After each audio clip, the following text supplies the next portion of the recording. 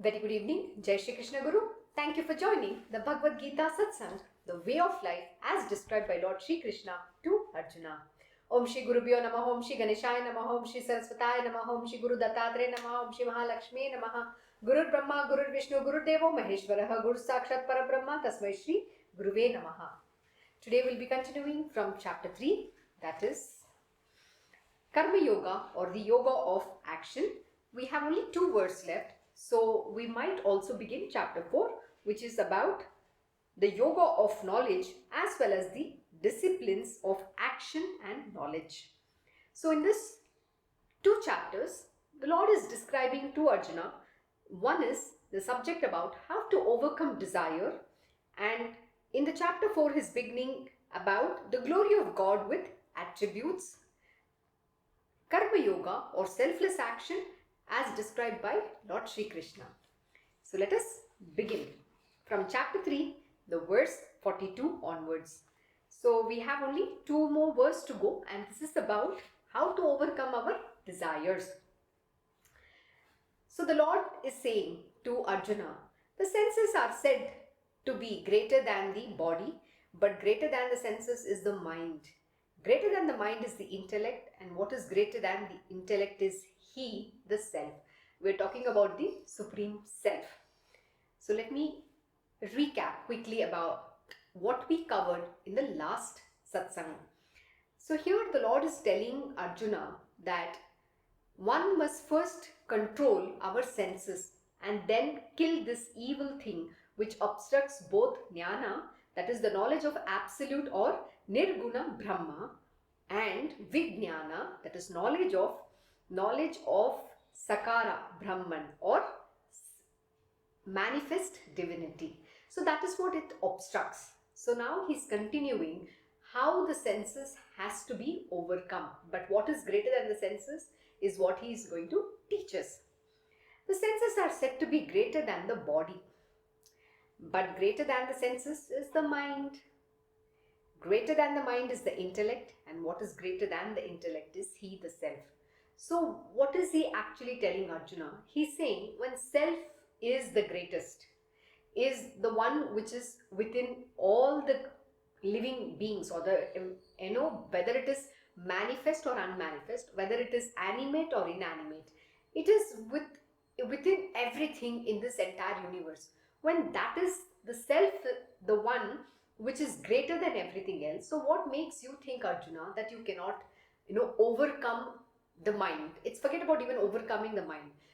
You can't control the mind. You can. That's what he's saying. Why do you believe so that you are unable to control the mind or the senses? It is possible. So when the Self itself is within you, the Lord himself is teaching you this. Why are you deterring today? Why are you saying you're unable to overcome this mind of yours, the senses of yours? Why is there an attachment to the body? Why are you giving in to your desires? That is what the Lord is teaching Arjuna. So when the Self is the one which is residing within the hearts of all the beings, what makes us believe that we cannot give the charge to the Self, the one within, the divinity that one within us, and evolve on the path? Let the Lord take charge of our mind. That's what he's telling, right? Who is the charioteer of Arjuna? Lord Shri Krishna. So what does it mean? That he's the one who's driving the chariot, this body. He's the one who's driving this vehicle for us. But we think I am the doer. I am the one who is responsible. I am, supposed to fight. I am the one who's going to lose my family. A lot of things, right? I have to earn. I have to do this. That is how we look at it. But what we don't understand is that we are nobody. We are mere the instruments in the hands of the divine Lord. See, lifting the bow and arrow, Arjuna must shoot. He has to fight the war. But whether the arrow is going to make its target or not is already predefined. It's predestined as well. So what makes anybody think that they cannot fight? That it is they who are going to do that grief, according to Arjuna, it is a sinful act. War is not a sinful act, but war is a war. You're fighting a war for the righteousness. So where is the question of anything going wrong or you're committing a sin, because the Lord himself is telling Arjuna, fight the war. You have to fight for the righteousness of this world. You have to establish dharma. When dharma has to be established, there is a Mahabharata that is going to happen, and nobody can escape that Mahabharata. You can't tell that I'm not going to fight and run away from the war field or the battlefield. That's not a mark of a warrior. It only shows what kind of a coward you are. That's exactly how it is. So we also in our life, this whole body is a battlefield. The life we live is also a battlefield. We are going through our own Mahabharat in our own life, whether it is within the body, within our own being, or outside of us. Day in and day out, we have to fight, we have to struggle. Like my Guruji will say, struggle is a part of our existence. There is no world where you think, there is beautiful, peace.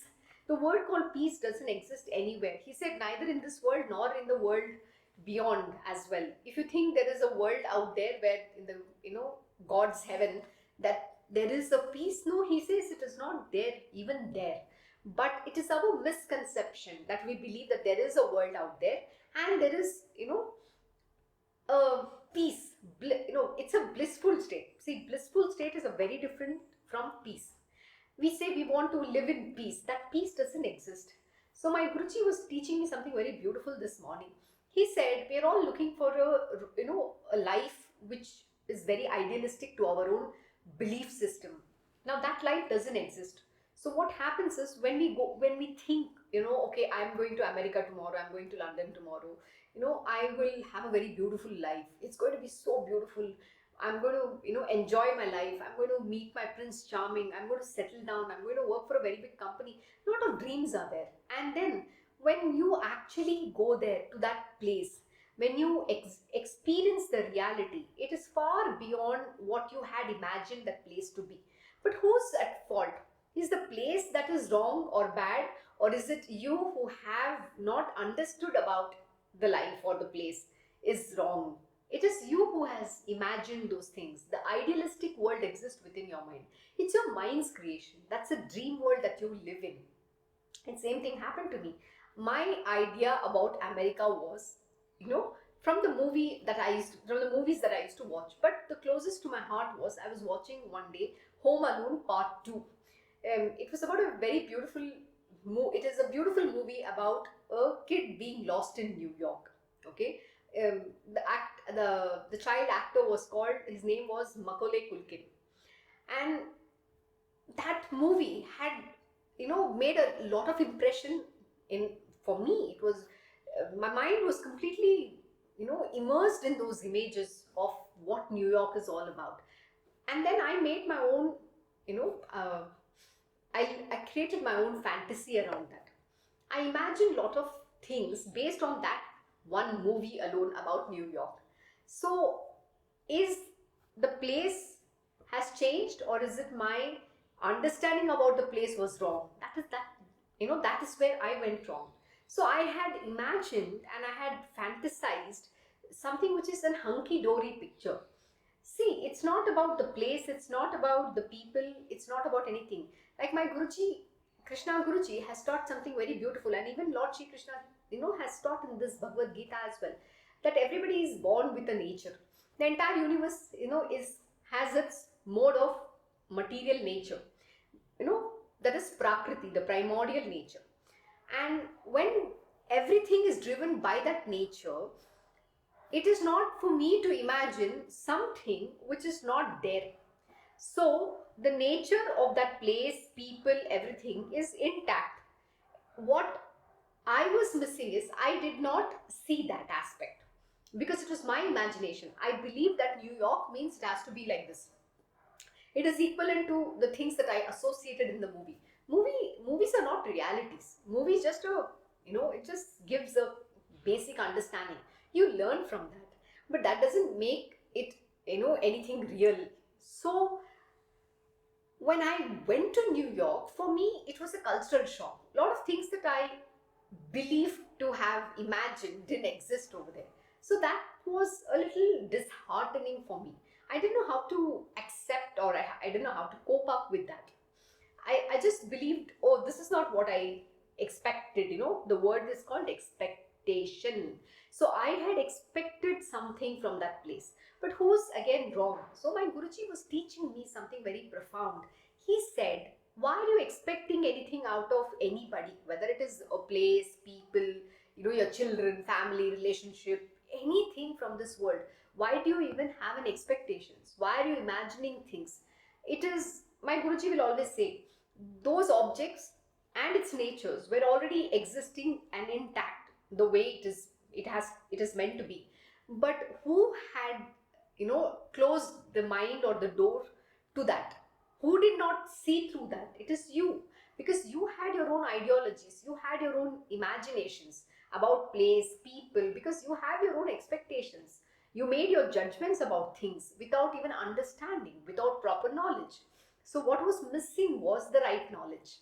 And today this is exactly what my Guruji is working towards, to imparting in this world, which is about the right knowledge, giving them the right tools and showing them the right direction. How do they evolve on the path? So if I would have had the right knowledge, it wouldn't have been that difficult for me to live and go through the journey of my existence when I was in New York.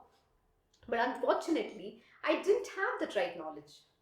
So my Guruji will always tell me, it is very important that you first gather the knowledge, understand the subject, and then only, use your own judgment to take a decision. Not before that. Without full knowledge, you cannot, first of all, arrive at a conclusion. You cannot judge anything, and you can't even make any decisions. So any decisions based on half-baked knowledge is very dangerous. So, many a time we get into trouble because we don't have complete knowledge. That is the reason why my Guruji will keep harping about the fact that one must always go and do the homework. You have to study hard. You have to figure it out. What is it? Whether it is a place, whether it is a subject, anything that you want to do in this world, you have to first get the knowledge about the subject, how it is done, what are the different things, who are the experts in the industry. You have to go through a whole research. So without even any basis, I had just made judgments and had my own imaginations. How stupid I was. Yeah, that was the case. And finally, when I met my Guruji, when he found me, at that time he broke my pink color glasses which I was wearing, and it was very difficult for me to accept the reality. And yeah, it took me a long time to overcome that. So the fact that I'm coming back is, you need to give the charge to the divine Lord, the self within. So when he handles your life, he is the charioteer. When you give the reins in his hands, he will show you the right direction. He's going to guide you accordingly, so that you can avoid the pitfalls which is existing on that path, and most importantly, you can evolve victoriously or gloriously. That's what can happen. But if you do not give this charge to the self within, to the divine Lord, and you use your mind to do things, then destiny will take over. Then what has to be will be. You can't override the destiny. But when the divine Lord has taken charge of your life, the destiny can be overridden. This is something my Guruji told many years ago. When, during one of my birthdays, he said, you're just a clean slate. You have never used your, the intellect, the God-given knowledge, anything to do something in this world. But from now on, you're a clean slate. You've come to me, I've erased your complete past, and now I'm going to be writing on this clean slate. I'm going to write your destiny. This is what my Guruji say. And since then, he transformed my life. Today, everything that is happening in my world is the destiny rewritten by my Guruji. This can happen when you completely surrender to the divine Lord, to the Guru. When you give him the charge and say, write my life. You're the one who writes my life. You're the one who's going to rewrite my destiny. And when you surrender to him, then only he can take charge of you and make your life worth it while you exist on this planet Earth, and also make it very beautiful for the future as well. That is what can happen. It's how you behave, how you live in this life is how you define your future as well. Your future lives also are based on the way you live in the present moment. So the destiny is now being rewritten. Isn't that so beautiful? But for that, first you have to become the clay in the hands of the divine Lord. You have to surrender to Him. You have to give up your desires, ego. You have to give up your own belief systems, your own understanding. And that is why my Krishna Guruji will always tell his disciples and devotees, when you walk into Krishna Ashram, or when you will be walking into Radha Krsna Mai Gurukul, it is a place where the Guru resides. It is a place where the Guru is going to impart the most profound knowledge, the most esoteric knowledge, the truth about everything. So when you come, please don't come with your ego, arrogance, and all the baggage on and your learnings from the past. Just leave that. Plus, leave your chappal outside and walk in. So when you come and meet the Guru, you come with absolute open mind, with humility and humbleness, and then only when you are subservient in being submissive unto the lotus feet of the Guru, when you seek his guidance and when you ask the questions, the Guru will then clarify. Then the Guru imparts the knowledge, that which is relevant for you. Please remember, he's not going to teach you everything. Neither he's going to put you on the path that you think you want to know. He knows what is right for you, and that is the only knowledge he will give. See, this is one more issue with lot of disciples, When we are very fresh on the path of spiritual, we are just young aspirants. At that time, what happens is that we see, other students with him, and then we tend to make comparisons. Oh, he has taught her so much. He has given that other person so much knowledge. We try to, compare ourselves to other people around. And then what happens? Like, oh, I also want to learn.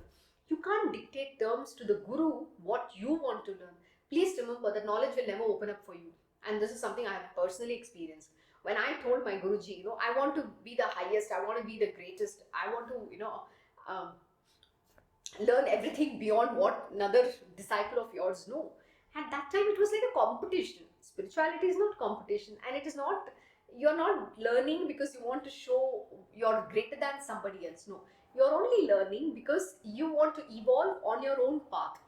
Your path is independent from everybody else's path. You have a Swadharma, likewise everyone has their own duties, their own Swadharma.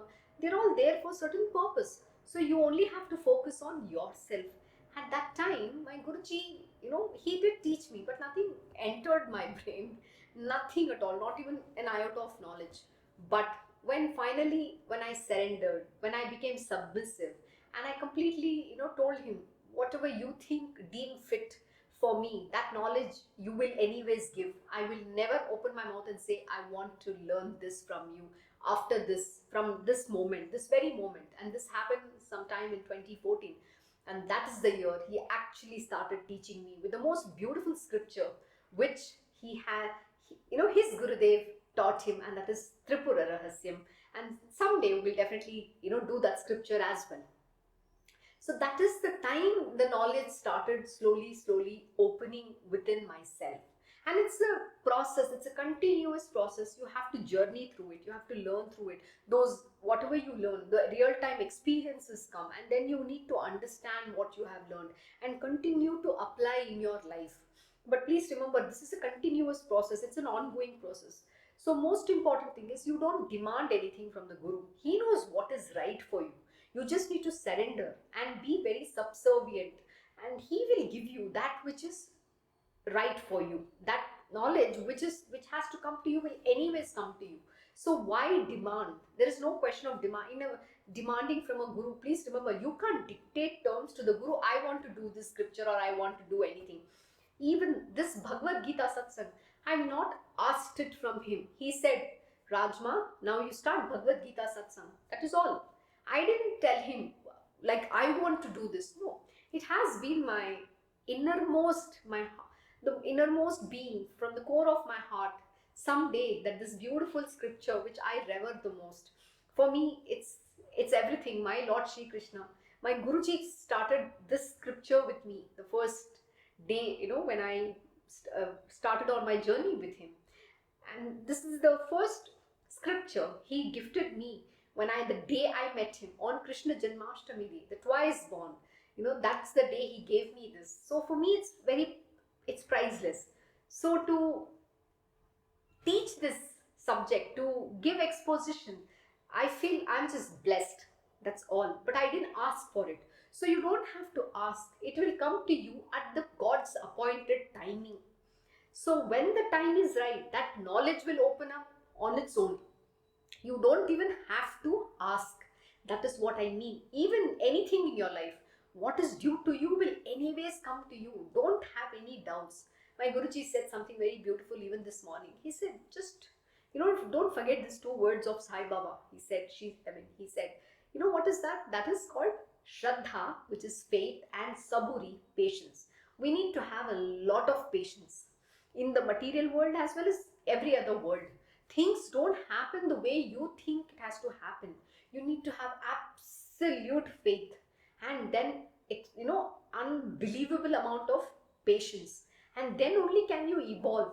And that is a beautiful lesson which actually I'm learning. So these words doesn't make sense till the time you practically don't apply in your life. That is not one time, but in a continuous basis, and then only you'll understand what it means to live these words. And when you live these words, then you actually become this Bhagavad Gita yourself. Then you become this divine Lord. That is when the self will reveal itself to you. So what is he saying? And what is greater than the intellect is he, the self. So above all, the one thing which is greater than everything else within us is the self. And that is why we have to strive for attaining God realization or self-realization. The day you understand this, then you will give up everything else.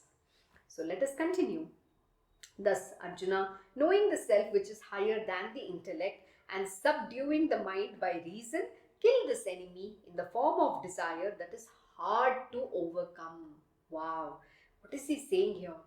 Thus, Arjuna, knowing the self which is higher than the intellect. Knowing the self which is higher than the intellect. So what is he saying? He's saying, like I already taught you, that when you understand that the self is higher than everything else, then what is it for you to worry about? Why are you even bother about trying to satisfy your or appease your this petty desires in life? Why are you giving into your mind's play? Your mind is a very dicey thing. Please remember, that is why Lord Shri Krishna teaches Arjuna that the mind is a tool, it's a vehicle. So you have to use it accordingly, which means you have to rein it. You have to, it's like the wild horses. It's always running hither, thither, and it will try to instigate you against the divine itself. It's never going to show you the right things in life. So it is important to rein. You have to train the mind so that it can take you to the destination where you have to. And then be at that juncture, you even check the mind and go beyond that. That is what it is. And Lord Shri Krishna will be teaching about it. When you have to come to him, he'll say you have to give up the knowledge, you have to give up everything. That means you have to transcend the mind, body, senses, the three gunas, the modes of material nature, and the delusions. All these things you have to transcend, and then give up that knowledge as well, which you think you have acquired and which you think you know too much. And then only, attain the divine Lord with humility and humbleness. And most important, with love and devotion. To attain that love and devotion, you have to transcend all of this and give up the attachments to senses, body, mind, gunas, everything, and overcome the delusion. Only then can you go beyond. Then only you can attain love and devotion to the divine Lord, not before that. So he's telling Arjuna that knowing the self which is higher than the intellect and subduing the mind by reason. So how do you subdue the mind? By reasoning like this. Till you don't reason out, how can you subdue the mind? This morning my Guruji taught me a very beautiful lesson. I told him today again I had to face my demons. I was going for a walk and some thoughts, those demons were disturbing. Disturbing. So demons is everybody. I'm using the word demons because right now we are doing this Bhagavad Gita, and Lord Shri Krishna says, right, those are the evil thoughts. They are the demons within us. And we also recently finished Devi Mahatmyam, the Durga Puja. So that's the demons that is existing within us, which we have to kill. So I told my Guruji, this thoughts is disturbing me. I don't know how to overcome that, and I'm trying very hard. It's quite upsetting.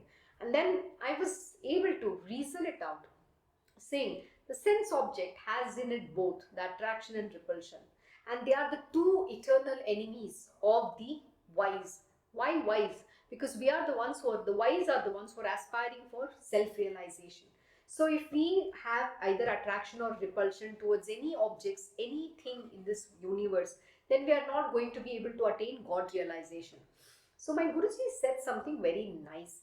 He said that object which you think is disturbing you is a cause of your misery, or you're feeling that there's something wrong happened to you. Imagine if that object didn't exist in your life. How would you have become great? Today, he told me, you're above average. My Guruji will never praise too much, It's no, that's how it has to be, because you should never let your, you know, the accolades or anything, anybody praising you get you ahead. No, we're always evolving, and there is no dearth of learning in this world. So you have to continue to learn. So coming back, so he was telling, so had it not been for that object, how would you have become great, or whatever that you have achieved today? Because of that is why you wanted to do something in your world. You wanted to achieve, you wanted to go out there and, conquer this world. There's some things, those ambitions are there. Even today it is there. That is the reason. So don't discount that. Don't think that that object is the demon. Bhakta Prahalad did not say that. That's what he gave me an example. You know who is Bhakta Prahalad? He is one of the greatest devotees of Lord Vishnu, Narsimha avatar. So, and please go read the story. It's very beautiful. How Lord Narsimha, Vishnu takes the Narsimha form to kill, Hiranyakashyap. That is Prahlad's father. Though Prahlad was born to a demon, did he ever say, I hate my father, I don't like him? No, he didn't say. That was a disturbing factor for Bhakta Prahlad, right? But Prahlad never said that. On the contrary, he just did what he was supposed to do, and he was actually telling his father, you should worship Vishnu. Vishnu is in everything. Vishnu is here, Vishnu is there. His bhakti was so high, he's so evolved. He was our greatest devotee of Lord Vishnu. So Lord had to take a Narsimha avatar, the form of Narsimha, and then come and kill the demon, that evil thing that existed, which was obstructing the Prahlad in every way. But Prahlad never felt, he never felt like, oh, his dad was bad. Why? He never said that, why should I be born to such a person? He never felt any of those. But he was focused in his devotion. So that was the example my Guruji gave. No matter where you are, no matter what you do, it doesn't matter. No matter what kind of a people you are around, please remember, you have to use them, think them as a catalyst in your life so that you evolve. God has put those objects in your life so that you become that diamond, that Kohinoor diamond, the priceless diamond, which is adorned by Lord Shri Krishna, the Kaustubh, that pure, gemstone, the Kaustubh, the purest form of diamond. That is what you get adorned by the Lord. So to be the gem, first you have to go through those learning processes. But if you don't go through, if you don't know how to get empowered, if you don't know how to stand up and fight, then what is that you will ultimately become? What is that you will achieve? That is something you have to know for yourself. So my Guruji was teaching me this powerful lesson, and that is something I was able to accept, and I was able to reason out in my mind. That is what Lord is telling here. He's telling, subduing the mind by reason. How do you subdue the mind? That anger can be controlled. Those negative thoughts can be controlled. Everything can be controlled when you reason it out in the right manner. So my Guruji will always show a different view towards the same thought, same object or same situation, which you might not be able to see. And when you see that from that perspective, then your complete, understanding changes. And then your mind, you're able to subdue your mind. But reasoning out is important. That is most important, which is what is missing in us, because we are not able to see beyond what we have already thought about that event or that object or anything, right? And then we have already made a final statement. We have judged the thing. So then in our being, we are either living in that bitterness, that hatredness, or then we are either feeling elated. Oh, that's the best thing that's happened. We either love or we hate. whether we are attracted or we are repulsive of that object. So why should this both happen to us? That is why we have to strive to practice yoga of equanimity. When we have equanimity of mind, neither the likes or dislikes will ever disturb us, nor the love or hate.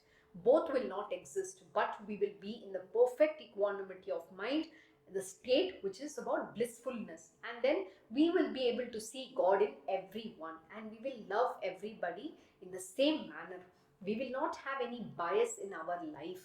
That is what Lord is teaching. So he's saying, subduing the mind by reason, kill this enemy in the form of desire that is hard to overcome.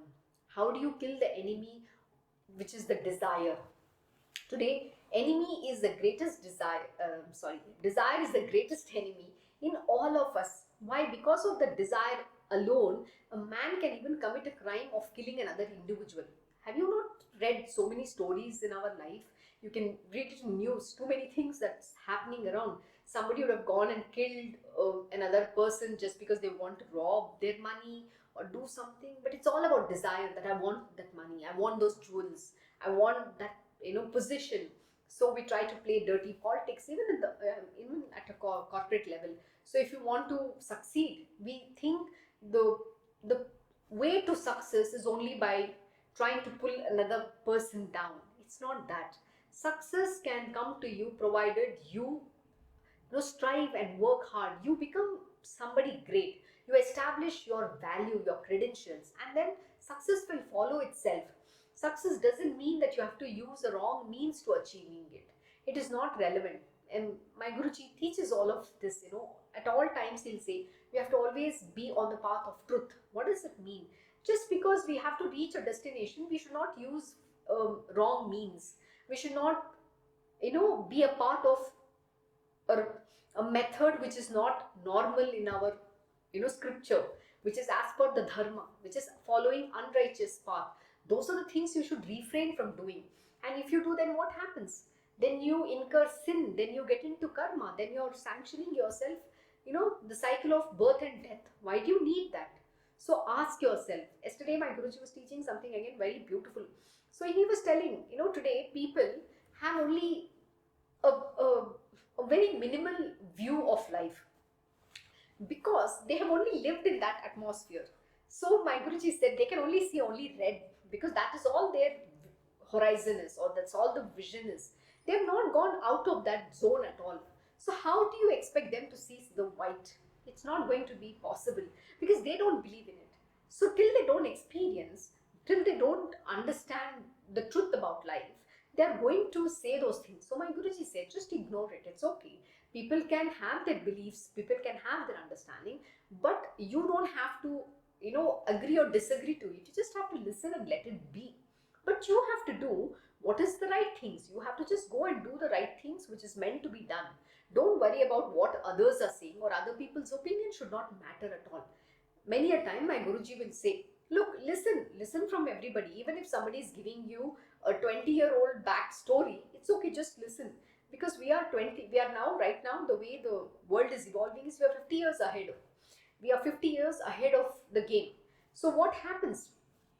Which means the world is transforming at a speed where we are not able to keep up the pace. We are all backward. Every single day there's a new change happening, and every single day there's something new, developments coming up. I was amazed. Recently, my niece was visiting. So I just got to spend some time with her, and I was seeing what is happening in your world. She is doing online education. She's in 4th standard. So today, the whole education system has transformed and evolved.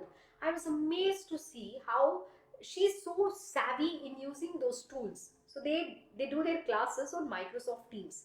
So the teacher, she puts up a presentation, and they go and she goes by the slides, and then she's teaching them the curriculum, whatever the subjects that has to be taught. And then later, once the class is finished, they are made to finish the assignments, which is they have to write in their books, and then they have to take a photocopy, which is on the phone, using the phone. It's not a physical photocopy, it's not a Xerox, but they just take a snapshot of that, and they upload the same homework on the Teams, or again there's the app which is there, so they upload it on that, and then the teacher goes through the assignments and then she gives them the marks. And that was so powerful. And these children today, 8 years old, all of them have become so tech savvy. Can you just believe that? Why? Because they have adapted to the current times. So we can't be thinking backward.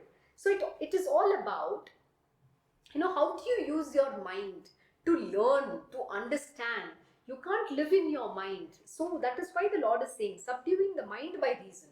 So it was a very interesting way of seeing how the world has evolved, how today's children are evolving. The future generations are way ahead. We cannot live behind the time. We have to live ahead of the time, because everything is transforming in our world. So the Lord is saying, kill this enemy in the form of desire that is hard to overcome.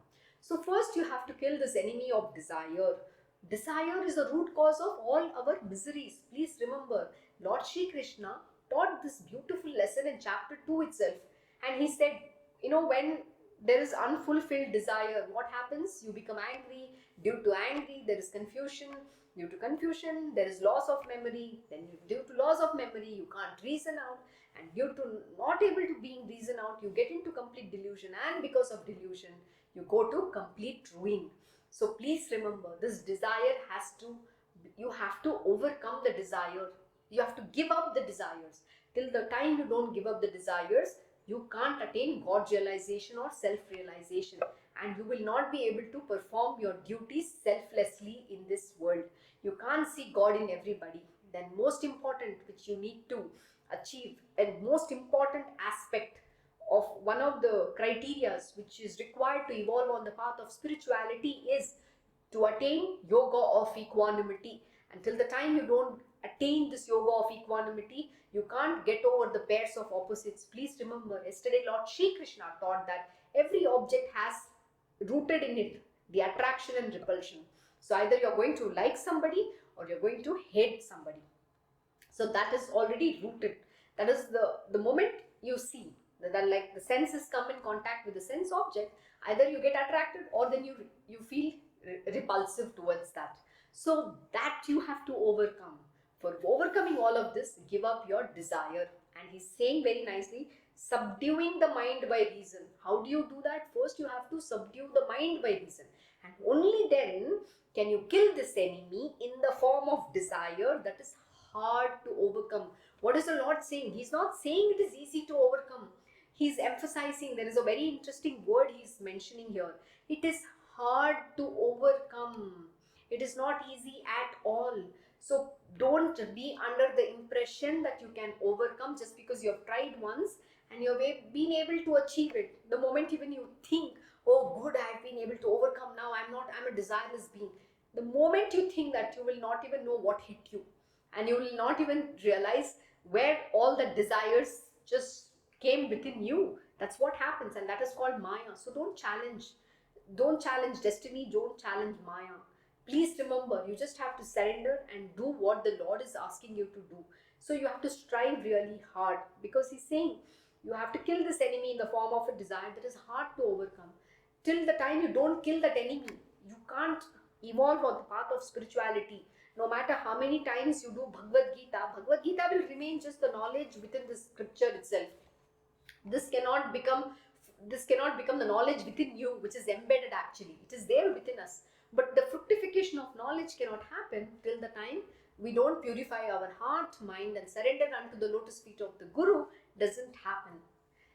So I hope you understood this beautiful verse. I hope you enjoyed the third chapter, which is about yoga of selfless action. So let us all perform, let us live these words, let us strive to practice it every single day. So with this, we end the third chapter here. Thus in the Upanishad, sung by the Lord, the science of Brahma, the scripture of yoga, the dialogue between Shri Krishna and Arjuna ends the third chapter, entitled Karmayoga, or the yoga of action. So we were able to only finish the third chapter today. So next satsang, we will begin with chapter 4. Thank you for joining Sri Bhagavad Gita Satsang, the way of life as described by Lord Shri Krishna to Arjuna. ओम श्री महागणपते नमः। ओम श्री गुरुदेव दत्त। ओम श्री सच्चिदानंद सद्गुरु साईनाथ महाराज की जय। ओम नमो भगवते वासुदेवाय। दिगंबरा दिगंबरा श्रीपाद वल्लभ दिगंबरा। ओम श्री कृष्ण गुरुनाथ नाथाय श्री गुरुवे नमः। ओम देवी दुर्गाय नमः। ओम श्री कृष्णार्पणं नमस्तु। कृष्णं वंदे जगद्गुरुम्।